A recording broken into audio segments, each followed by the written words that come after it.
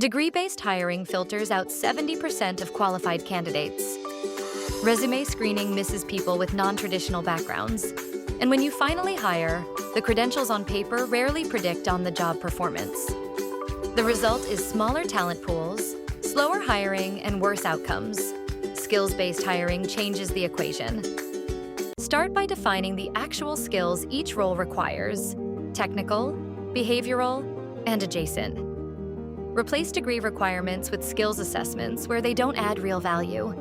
Use structured interviews built around job-relevant tasks. And build internal mobility paths so existing employees can grow into new skill areas. Companies that adopt skills-based hiring see 5 times more qualified applicants. Time to hire drops by 1/3. Diversity improves naturally as artificial filters fall away. And new hires perform better because they were chosen for what they can actually do. Visit performance